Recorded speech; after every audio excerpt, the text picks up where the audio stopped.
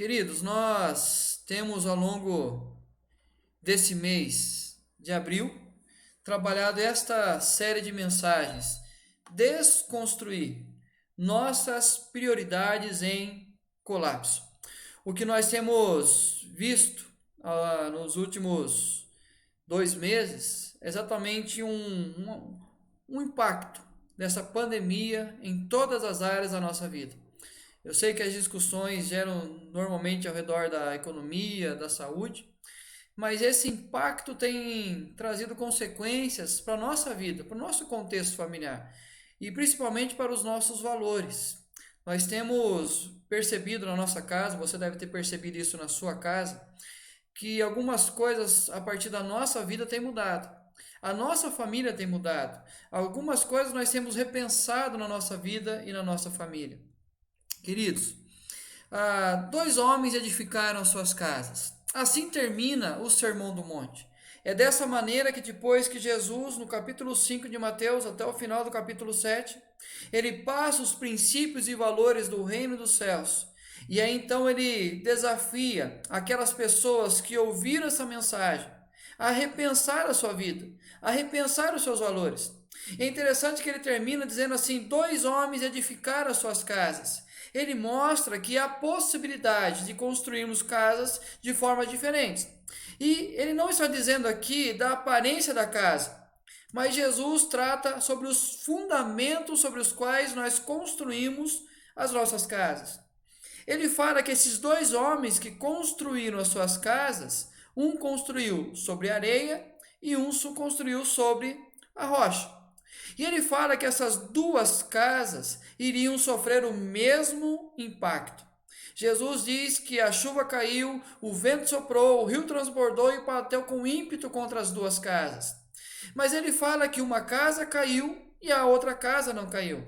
Ele fala que a casa construída sobre areia não teve sustento para permanecer. E a areia então cedeu e aquela casa caiu. Mas a casa construída sobre a rocha, esta casa não caiu, porque foi construída exatamente sobre a rocha e a rocha deu sustento. Mas qual que é a diferença entre aquele que construiu na areia e na rocha? Jesus dá essas palavras: todo aquele, pois, que ouve estas minhas palavras e as pratica, será comparado a um homem prudente que edificou a sua casa sobre a rocha. Então a diferença sobre aquele que constrói na areia e na rocha é exatamente a realidade que aquele que ouve e pratica as palavras de Deus, este edifica a sua casa sobre a rocha. Presta atenção nessas duas palavras: ouvir e praticar. O isolamento social tem revelado nossos ídolos e suas fragilidades, consequentemente, nossas edificações na areia. Eu tenho batido nessa tecla ao longo dessas mensagens, desta série Desconstruir. O que esta pandemia tem revelado são os nossos ídolos. O ídolo que nós acreditávamos que era o nosso sustento, o ídolo que nós acreditávamos que era a aparência, que era a saúde, que era a perfeição, e tudo isso foi por água abaixo. E aquilo que a sociedade acreditava ser seguro, essa pandemia revelou que não era tão seguro assim. Então, o que esta pandemia tem revelado é a fragilidade dos nossos ídolos. E se nós temos construído uma sociedade baseada em ídolos frágeis, consequentemente as nossas edificações são feitas na areia. Deixa aqui eu exemplificar como que nós temos construído na areia a nossa família. Só para entender alguns pontos que esta pandemia, esse isolamento social tem revelado sobre a nossa casa. Por exemplo, a espiritualidade na periferia das prioridades. Quando nós pensamos nas prioridades da nossa família, infelizmente, a espiritualidade está apenas na periferia. Não está no lugar que deveria estar, no centro, mas na periferia da nossa vida. Aí você pode pensar assim: pastor, não, está errado. Eu sempre busco a Deus, eu sempre estou na igreja, eu sempre tenho as minhas orações. Queridos, num grau de prioridade, se nós temos outras coisas para fazer, infelizmente nós ocupamos o nosso tempo com outras coisas e rejeitamos um tempo especial da nossa espiritualidade. Quando nós pensamos o tempo que nós cultivamos a nossa vida com Deus e a nossa vida com os outros ídolos, o trabalho, a beleza, a aparência, tudo aquilo que nós acreditávamos que eram os nossos ídolos e daria um sentido para a vida, nós vamos perceber o quanto que a nossa espiritualidade era colocada na periferia. Vida conjugal como empreendedorismo. Deixa eu explicar. A nossa relação conjugal muitas vezes é mais baseada naquilo que eu ganho, naquilo que a minha esposa ganha, para que possamos sustentar a nossa família, e as nossas conversas geralmente era baseada apenas naquilo que nós tínhamos que fazer naquele mês, para que as contas pudessem ser pagas. E é interessante o quanto que jovens, quando pensam no casamento, eles pensam exatamente nesse ponto. Se eles têm condições de sustentar uma família, se eles têm condições de comprar um apartamento, condições de ter um bom carro, condições de trazer o sustento para casa. E aí nós percebemos que na nossa relação conjugal, a única coisa que passou a ser o nosso assunto e muitas vezes a razão das nossas discussões era simplesmente o nosso sustento. O dinheiro governava as nossas relações. E quando, por exemplo, nessa questão, muitos de nós não estamos trabalhando e nós estamos em casa mais tempo com o esposo e com a esposa, nós percebemos que a nossa preocupação continua sendo a vida financeira. Infelizmente, então, aquilo que era para ser uma vida conjugal, uma vida de relacionamento, de amizade, de cumplicidade, de amor, de afeto, de cuidado, virou apenas uma relação de empreendedorismo. Outra maneira que mostra que nós temos construído a nossa casa sobre areia é a terceirização da educação dos filhos. Nós passamos a responsabilidade à escola para educar os nossos filhos. Nós passamos agora a psicologia moderna para educar os nossos filhos. Nós passamos agora a possibilidade dos YouTubers aí poder educar os nossos filhos. E isso, queridos, não apenas na educação de questão de valores quanto à sua vida profissional, ao seu trabalho, ao seu estudo. Mas, infelizmente, nós também terceirizamos a educação dos nossos filhos para um contexto do discipulado, da vida espiritual para a igreja. Então, nós limitamos a espiritualidade dos nossos filhos a uma parte domingo de manhã na escola dominical e o cultinho de domingo à noite. Então, nós terceirizamos também a espiritualidade dos nossos filhos. Mas também uma das formas que nós temos visto, que nós temos construído a nossa vida, a nossa família sobre areia, presta atenção nessa frase, o presente ou o castigo em detrimento do diálogo. Deixa eu explicar para você o que eu quero dizer com essa afirmação. Muitas vezes, ao invés de conversarmos com os nossos filhos, nós preferimos dar a eles um castigo. Ou talvez para que nós não venhamos corrigir, nós damos um castigo. Ou para que possamos reconhecer o que os nossos filhos fizeram de bom, nós damos a eles presentes. Então nós não abrimos um espaço para um diálogo com os nossos filhos. Nós não conseguimos conversar por um longo tempo com os nossos filhos. E isso também nos é levado para a relação conjugal. Nós não conseguimos construir um relacionamento de diálogo com a nossa esposa ou com o nosso esposo, porque nós preferimos, diante de um momento de atrito, nós nos isolamos, nos aquietamos e ali, popularmente dito, nós emburramos e não queremos mais conversar. Até que uma outra situação aconteça e aparentemente aquilo foi resolvido pelo silêncio, com o tempo, e aí nós levamos ao nosso relacionamento sem o diálogo. E aí nós percebemos então que o diálogo não é algo construído na nossa família. Queridos, isso mostra o quanto que nós vimos construindo a nossa vida, a nossa família na areia. E aí, como eu tenho dito, as duas casas são construídas, tanto na areia quanto na rocha. Não há a impossibilidade de construir sobre a areia, nós construímos. E assim nós temos levado a nossa vida. Assim nós temos levado a nossa família, com a espiritualidade na periferia, com a vida conjugal apenas a preocupação com o dinheiro, a terceirização da educação dos filhos, a maneira errada de substituir o diálogo. Tudo isso nós temos feito. E a casa tem sido construída, nós estamos vivendo. Só que quando vier o impacto, pode cair. E quando nós olhamos o impacto que a pandemia tem causado hoje nas nossas vidas, nós temos que rever todos esses conceitos. E aí, quando nós olhamos os grandes especialistas, os filósofos, os pensadores do nosso tempo, e quando é perguntado a eles o que vai ser do mundo pós-pandemia, pós o coronavírus, maior parte, a não ser todos, estão com a mesma resposta. O grande impacto da pandemia será em nossos valores, os quais sofrerão grandes mudanças. Quando nós pensamos no que vai ser do mundo pós-pandemia, o que os grandes pensadores estão chegando à conclusão é que viverá uma grande mudança, principalmente nos nossos valores. E eu quero aqui corroborar com esta opinião, mostrando duas áreas que sofrerão grandes mudanças nos seus valores: nossa família e a nossa espiritualidade. E isso vai mudar no mundo todo. Todos nós sofreremos o impacto dessa pandemia e vai causar profundas mudanças nos nossos valores, principalmente na família e na nossa espiritualidade. Como eu falei no início, nós percebemos isso, o quanto nós temos mudado quanto família, o quanto nós temos mudado na relação, ou queremos mudar na relação com os filhos, o quanto nós queremos, a partir da volta ao trabalho, passar mais tempo com a esposa, mais tempo com a família, mais tempo para aproveitar a nossa vida. E muitos de nós temos repensado na maneira que nós temos andado com Deus.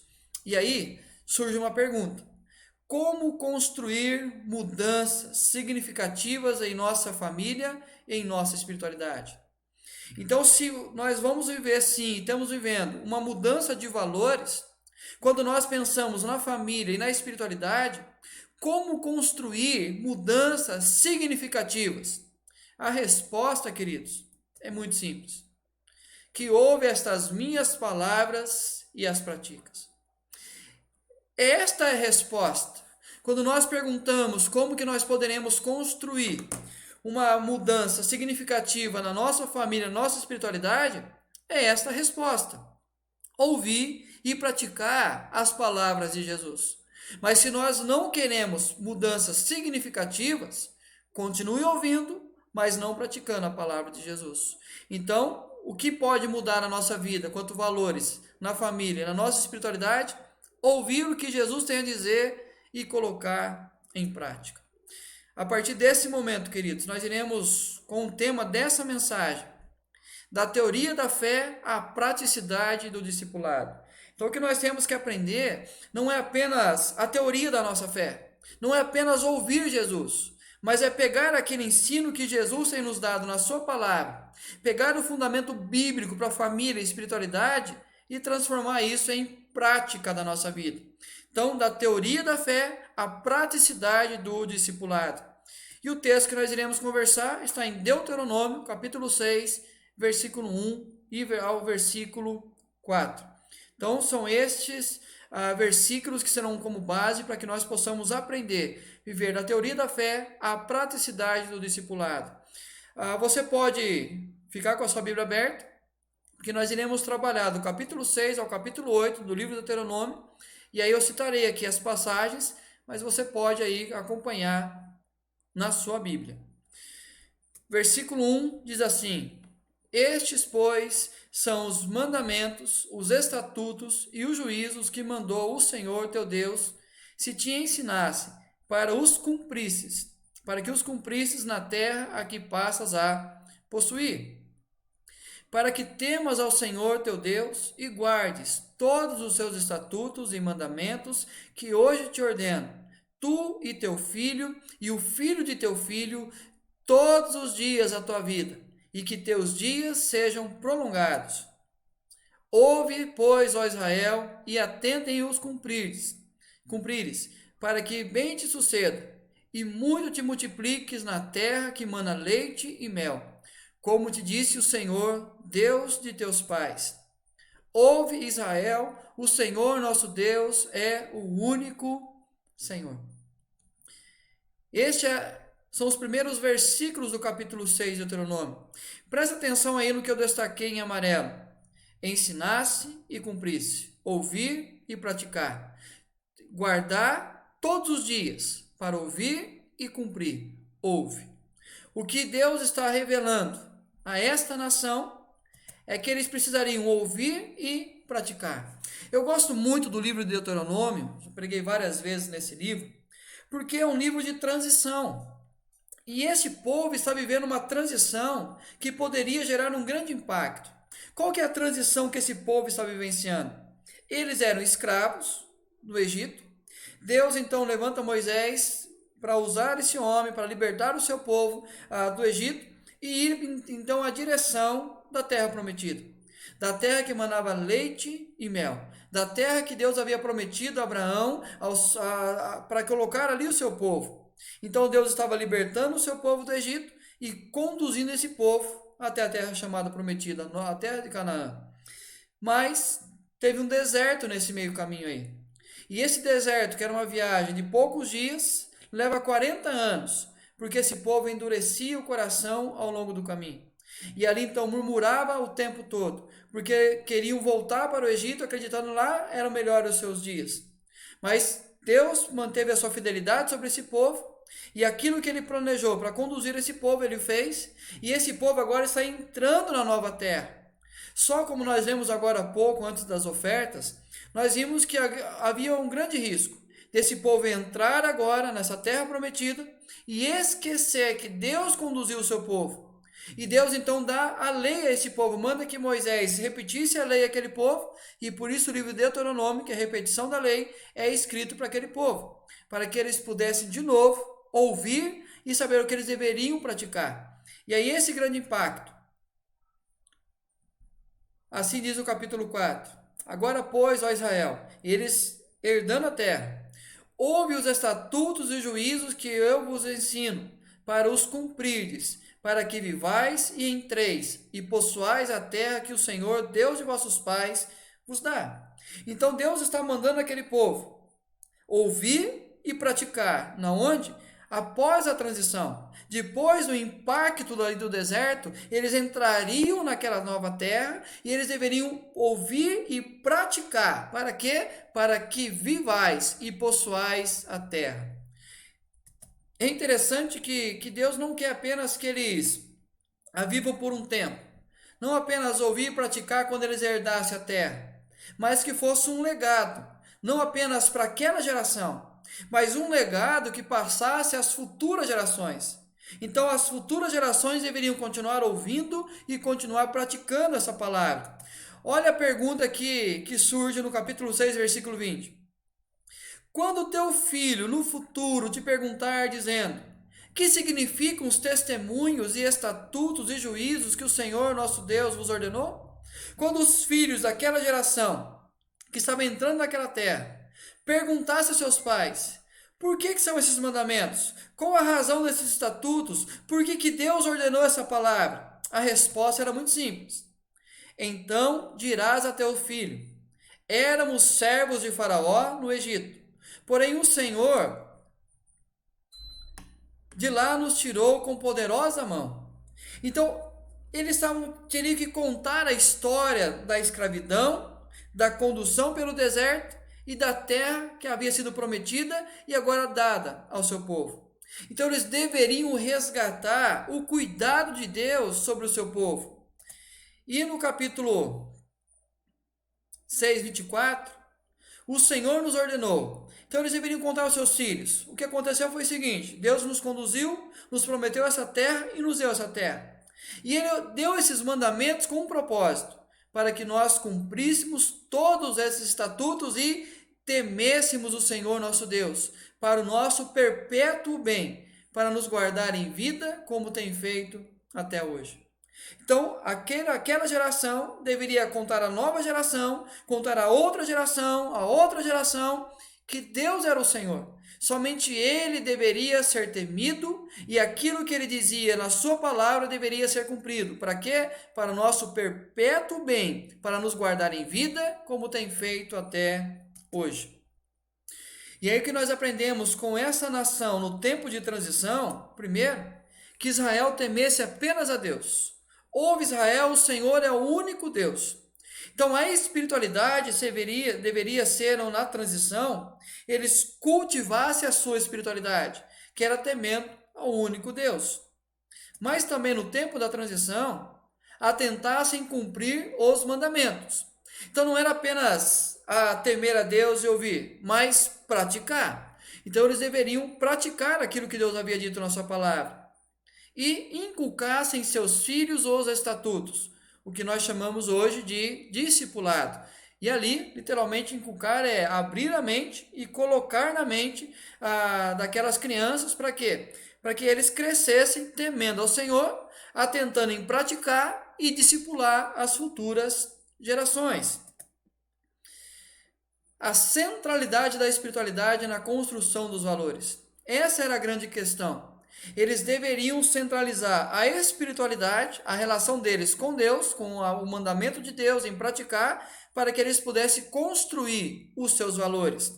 E a ordem que Deus dá àquele povo é: ouve Israel, o Senhor nosso Deus é o único Senhor. Queridos, eles vivenciaram um grande impacto da escravidão, agora impacto de 40 anos no deserto, e isso precisaria causar neles uma transformação.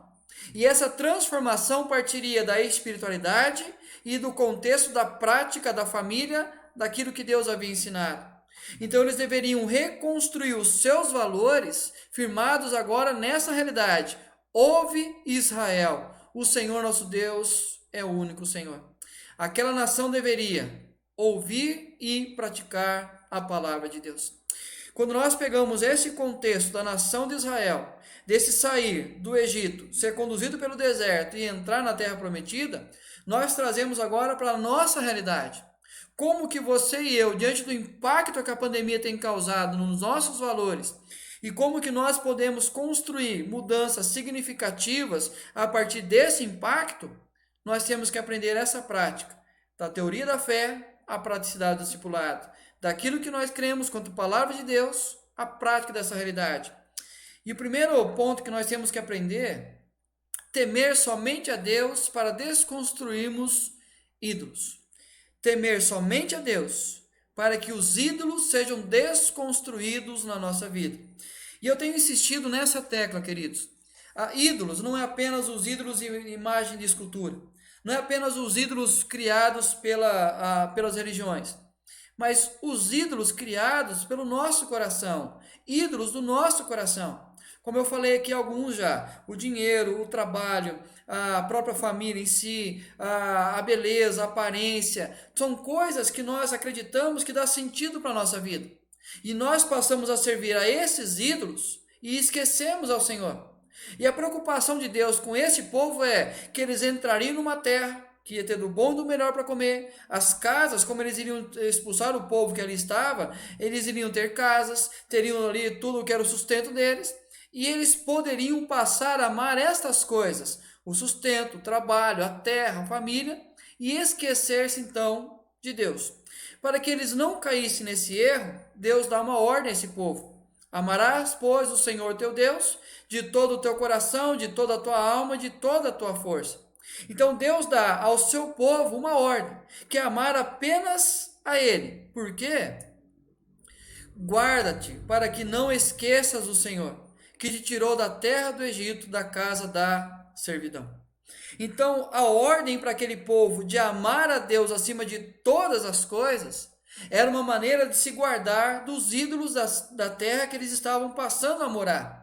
Então, quando Deus nos manda amar Ele acima de todas as coisas, Ele está nos livrando de amar outros falsos deuses, outros ídolos que não têm condições de sustentar a nossa vida.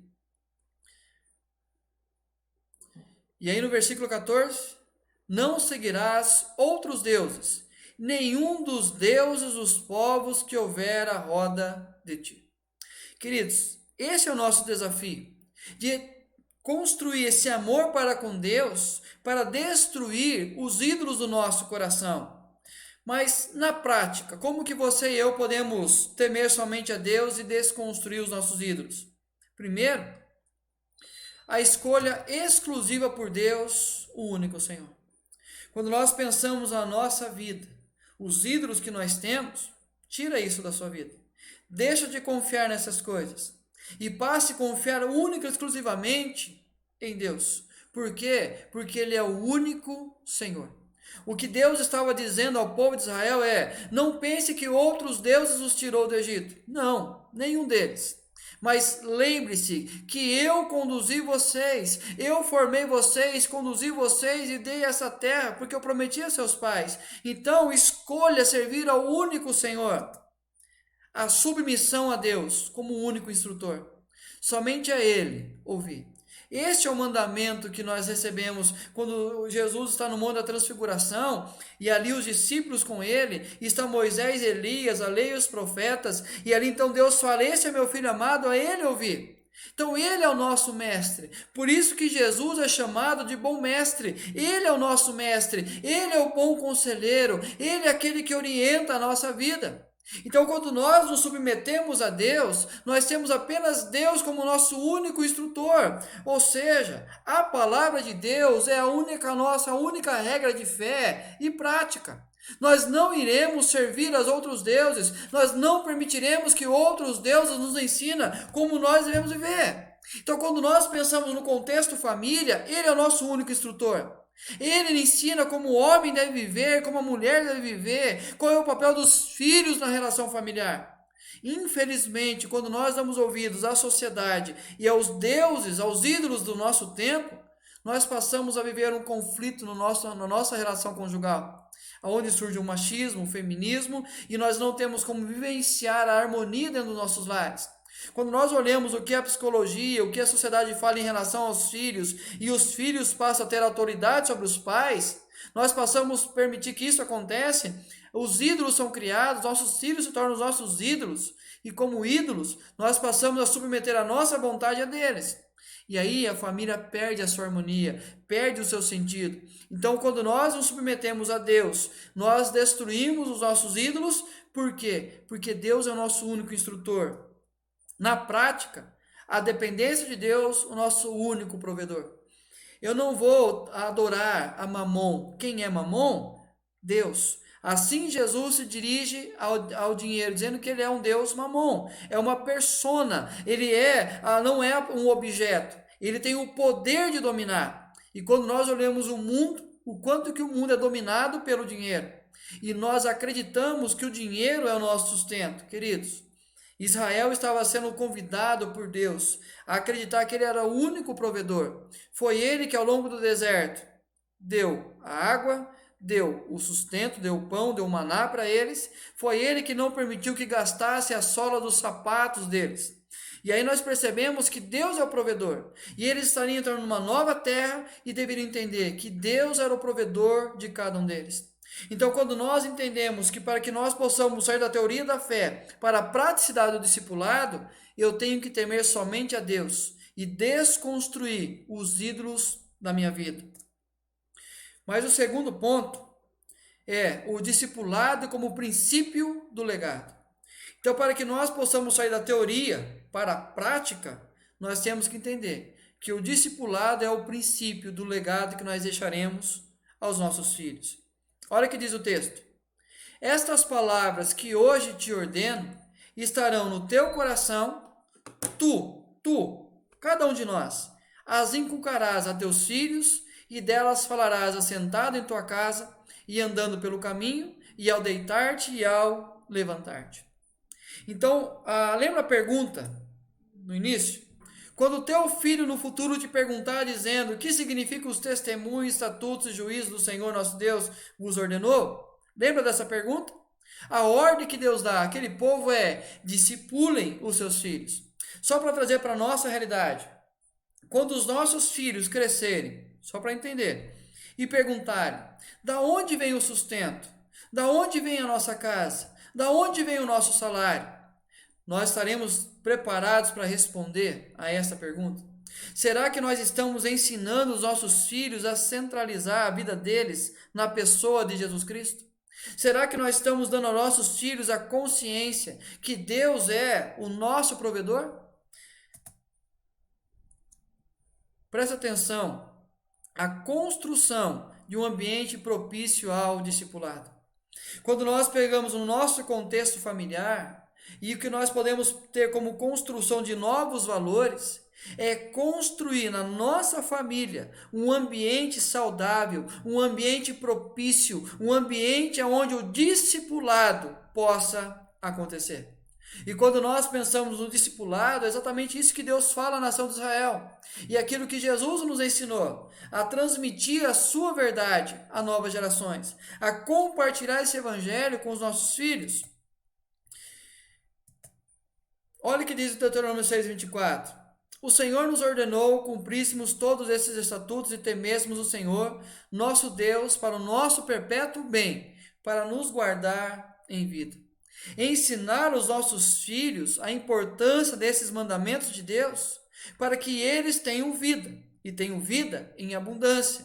Porque a ordem de Deus àquele povo é que o filho que obedecesse aos seus pais, honrasse seus pais, teriam longos dias na terra. Então, quando nós pensamos em relação à nossa família e o que essa pandemia tem causado de mudança, quando eu parto da teoria da fé e levo à prática do discipulado, eu procuro criar na minha família a responsabilidade minha de compartilhar com a esposa e com o esposo e com os meus filhos aquilo que Deus tem falado conosco, aquilo que Deus tem construído na nossa vida. Mas como que é isso na prática? Primeiro, ter no coração a palavra de Deus. É exatamente isso que a palavra de Deus diz no versículo 4. E quando ele nos ensina a guardar esta palavra que hoje te ordeno, estará no teu coração. Primeiro, pai, mãe, nós temos que guardar essa palavra no nosso coração. O que a gente percebe muito é uma preocupação nossa com os nossos filhos em relação à vida deles com Deus. Mas nós, pais, não temos guardado no nosso coração a palavra dele. E se a boca fala o que está cheio o coração, nós não temos o que passar para os nossos filhos. Então, os nossos filhos precisam ver em nós paixão, ver em nós amor, ver em nós um apego para com a palavra de Deus, para que aí sim nós possamos transmitir a eles. E o que essa pandemia precisa destacar e revelar é o quanto que nós perdemos a paixão pela palavra de Deus. Perdemos a paixão e deixamos outras coisas ocupar o nosso coração e não mais a palavra de Deus. Mas se nós queremos partir da teoria da fé para a prática do discipulado e construir um ambiente saudável na nossa casa, primeiro, guarde no seu coração esta palavra. Segundo, responsabilidade para com a espiritualidade dos filhos. Como eu falei, nós estamos transferindo a responsabilidade dos nossos filhos para outras pessoas. Nós permitimos que a escola eduque os nossos filhos, permitimos que o YouTube eduque os nossos filhos, que a sociedade eduque os nossos filhos, e infelizmente, na vida cristã deles, na espiritualidade deles, nós esperamos que os professores da escola dominical, o pastor da igreja, o líder do ministério infantil, eduque os nossos filhos. E nós esquecemos, queridos, que a base da nossa vida é a família. E Deus nos ordenou que na nossa família nós construíssemos um ambiente de discipulado. E aí você pai, você mãe, eu como pai, nós temos que assumir a responsabilidade pela espiritualidade dos nossos filhos. Nós passamos um tempo maior com eles agora. E nós temos que aproveitar este momento para educar os nossos filhos na relação deles com Deus.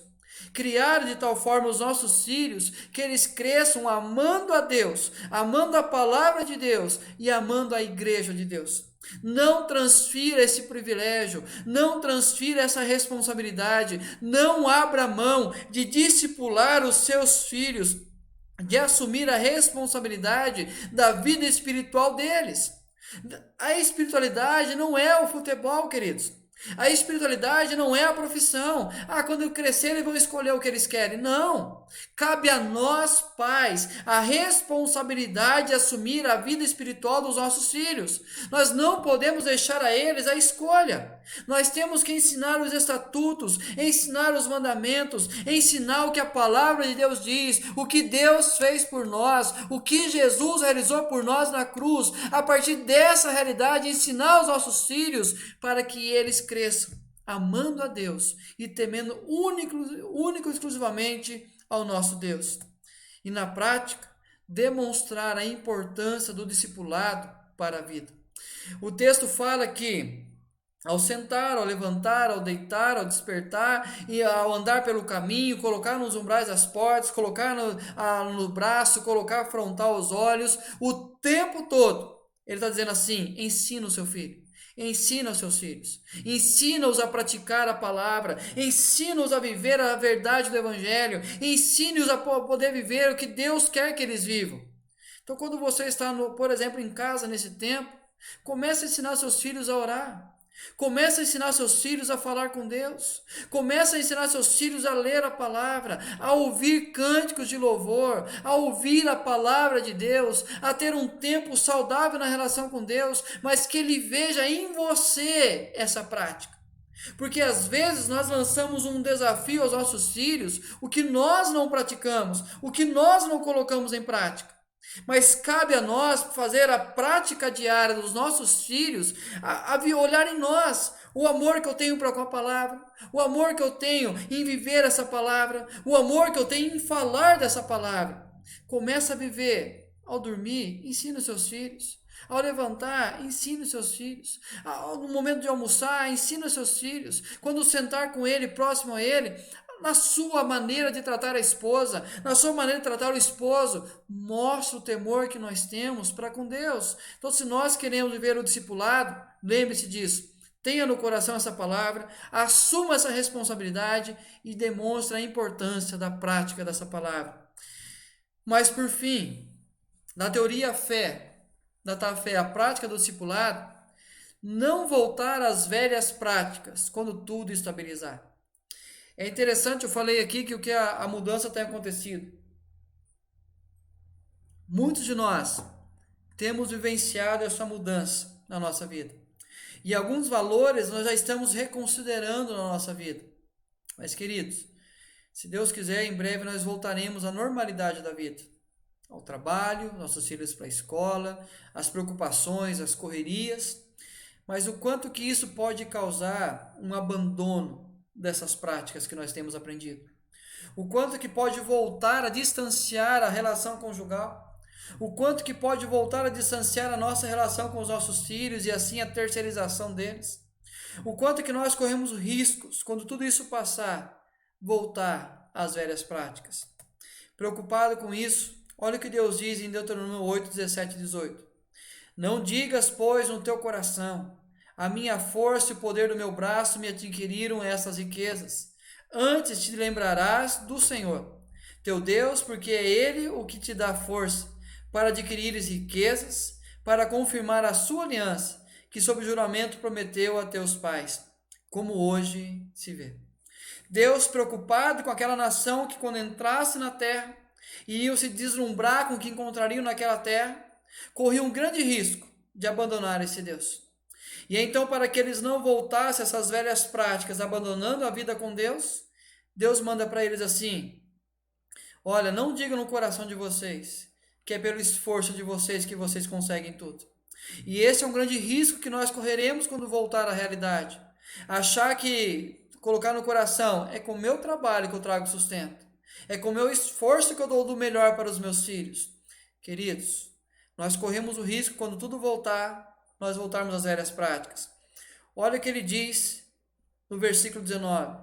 Se te esqueceres do Senhor teu Deus, e andares após outros deuses, e os servires e os adorares, protesto hoje contra vós outros que perecereis. Nós voltaremos a construir a nossa casa sobre a areia.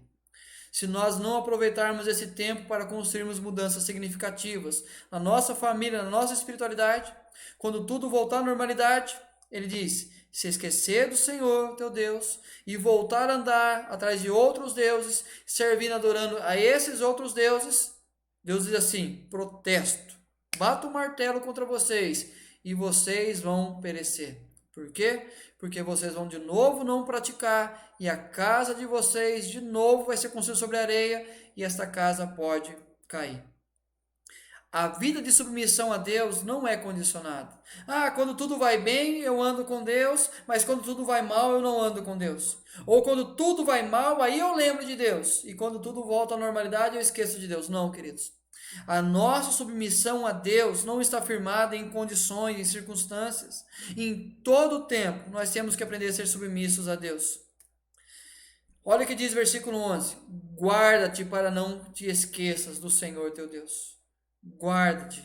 Não permita você voltar às velhas práticas. O que isso é na prática? Primeiro, não crie espaços para novos ídolos.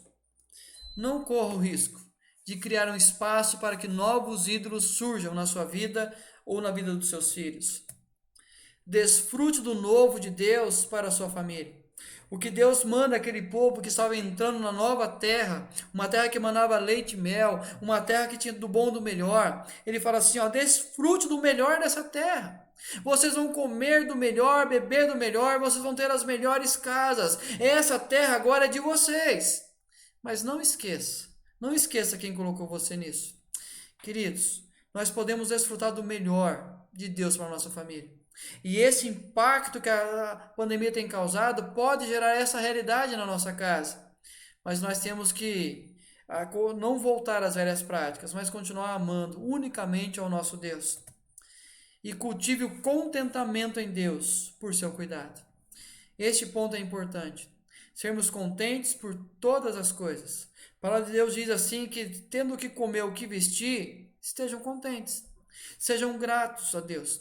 Então não volte à correria de achar que ter mais dinheiro, ter mais, conquistar, realizar, fazer isso e aquilo. Queridos, tendo o que comer, tendo o que vestir, seja o nosso contentamento. Então quando eu vivo o contentamento na minha família, ensino os meus filhos a viver contentes com Deus, eu não vou correr o risco de construir velhos ídolos. O que nós aprendemos hoje, da teoria da fé à praticidade do discipulado, primeiro, temer somente a Deus para desconstruirmos ídolos. Se eu quero ser da teoria para a prática, tema somente a Deus e assim você vai desconstruir os seus ídolos. O discipulado como princípio do legado. Se eu quero deixar um legado importante para minha família e construir um legado importante, o discipulado. O tempo todo inculcando nos meus filhos, o tempo todo orientando minha esposa, o tempo todo ensinando, orientando meu esposo, o tempo todo ouvindo a palavra, o tempo todo praticando essa palavra. Não voltar às velhas práticas quando tudo estabilizar. Quando o mundo voltar à sua normalidade, não volte aos seus velhos deuses. Para que isso seja uma realidade, é muito simples. Todo aquele, pois, que ouve essas minhas palavras e as pratica, será comparado a um homem prudente que edificou a sua casa sobre a rocha. Este é o grande princípio para nós. Para que nós possamos sair da teoria da fé à praticidade do discipulado, este é o grande ponto. Ouvir e praticar. E assim nós construiremos a nossa casa sobre a rocha. Eu quero convidar você a orar. Orar pela sua família, orar pela sociedade como um todo, para que nesse impacto que nós estamos vivenciando, nós possamos construir valores e que esses valores sejam saudáveis para a nossa vida, para a nossa espiritualidade. Vamos orar, queridos? Pai, na Tua palavra, Deus, nós depositamos a nossa vida, nos submetemos à autoridade da Tua palavra e queremos, a Deus, tomar uma decisão, a partir de hoje, de praticar a Tua palavra. Nos perdoe, Deus, por tantas vezes sermos apenas ouvintes, negligentes da Tua palavra e não operosos praticantes. Mas que isso possa mudar, Deus. Que nós percebamos, ó Pai, o quanto nós tínhamos construído a nossa casa sobre a areia e que nós possamos voltar a construir nossa casa sobre a Tua palavra, sobre a rocha que é Cristo Jesus. E assim, ó Deus, ter a estabilidade necessária. E não nos permita, ó Pai, quando voltarmos à realidade da vida, à normalidade da vida, voltarmos às velhas práticas. Mas que nós possamos continuar amando ao Senhor acima de todas as coisas e praticando a Tua palavra. Nós sabemos que tudo isso é possível, porque Cristo Jesus veio até nós, entregou-se por nós naquela cruz e pagou o alto preço dos nossos pecados, para que nós pudéssemos, ó Deus, ter a liberdade de voltar a buscar ao Senhor e andar com o Senhor em novidade de vida. E andar em novidade de vida é desfrutar dessa realidade do Senhor sobre cada um de nós, sobre a nossa espiritualidade, sobre a nossa família. Nos ensina a viver a tua verdade para a tua honra e tua glória. Em nome do Senhor Jesus. Amém e amém. Queridos, nós temos vivido dias diferentes e nós temos que nos adaptar como igreja nesses dias diferentes.